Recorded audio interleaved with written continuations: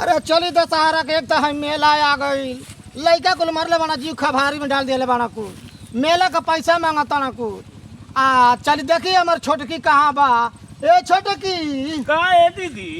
मार कहाँ रह जालू? अरे गोल लगता नहीं है खुश रह खुश रह। बड़ा ढेर दिन पर लौका। हाँ तो ये जान तड़ू कहे खाती। हाँ, कैसे ऊपर आईली हैं? अरे दशहरा के मेले में बुझा था 2 दिन बा का हो। अरे ए दीदी हाँ 2 दिन तो बटला बा हर साल ये तो 2 दिन हमार बढ़ानी हर साल ये तो यही तरह होता हर अब साल जान ली ये। लड़का कुल काऊ माऊ कर देखा ने छोट को हमारे लड़का कुल मेला खातिर परेशान बना। तो मेला बाजारी बते दीदी पैसा मांगी है सुना लड़का गईले तो उनके 2 महीना गईले हो गई। तो वहां तक कुछ भेज देवे के कहाँ भेजला?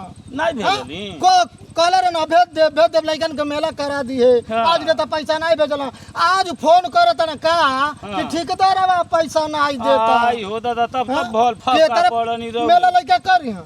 अरे दीदी हां हमारे तो अब 10 दिन भइल गइले। अरे मन तुहार तो बेचारू 10 दिन भइल 10 दिन भइल हाँ। आज मानी हम कैसे कही कि पैसा नहीं के तर दे? कह पे अपन 10 दिन भइल त के तर अब कहबू। लगबू हो के कहे कि देखा हम के अइले 10 दिन भइल नहीं हाँ। आ पैसा मांगे लागल हाँ। भेजले बानी बुढ़ऊ के हीरामन भैया किए का हो पैसा खातिर। ओए तो होइरामन के पैसा भेजले बाबू। अरे अब देखा का होला अब जानता नहीं अब तो हो यहाँ बुढ़ऊ अच्छा मरले बापा तू बेकल का हम कहनी नहीं जाए का भइले बाबूजी? का भाई बे बाबूजी का भाई हम कोनो घरे कर्जा मांगे नहीं जानी हम मरले बड़ी ए बाबूजी जाई न ए बाबूजी जाई न बाबूजी जाई न जाई न देखा अरे नहीं मर हाँ। बेचारी कहीं कहाँ के जाई नहीं रामन अब के कैसे मेला बाजार लग कहाँ में का तोरे खाता में पैसा नहीं बा जन के भेजले रहलिया। तोरे खाता में पैसा नहीं बा खतवा में तो पैसा बात तो कल ही से दौड़त तो तबानी जो निकाले आधार से हाँ? ये बाबूजी कैले दीदी। रहेली अरे छोटकी का है अरे दीदी? तते बड़ा 36 बार का? देखो हाँ? का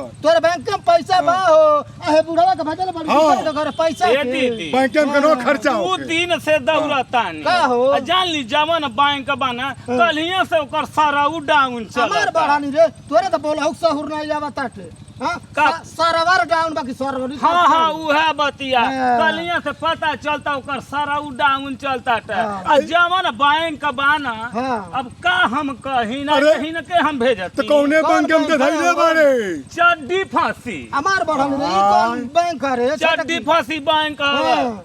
करे ते पढ़ले लिखले ना रे चड्डी फांसी कौन बैंक ई करे कौन बैंक करे? ये चड्डी एफसी बैंक करे चड्डी फांसी ये चड्डी एफसी बैंक का चड्डी हाँ, फांसी हाँ ये दीदी उहे कौन तो नहीं बैंक करता था का बा। पढ़ौले रहल का ए माई तू ना बुझाते घूम घूम घास करले रहल छ पढ़लू नो नहीं नो, नहीं पढ़लू पढ़लू। ए दीदी आ जाए दही सजी तो जन नहीं पढ़ली तो का करी अरे हम बाबूजी भेजाई स्कूले हाँ। जाई तई बकरी चरावे जाके ना पढ़ बकरी नहीं लइकवन के भटिया गिरा के हम भागे अरे, नहीं आई पढ़ पाई। ए से पूरा दीदी, पास ही बा कई तक खोजी भइना ए छिना खोजी भइना अच्छा, ऐसा नहीं पढ़ अब हम पाई। जाते हैं देखी 2-4 पैसा कहीं जा। मिले तो हाँ, लइकन जा, के जा, दे जा, दे। देख के दे कर के जा हाँ?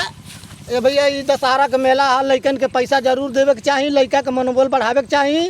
आए में हमन से जवन टूटल फूटल वीडियो बनता है कि गलती के क्षमा करब। जय हिंद जय भारत।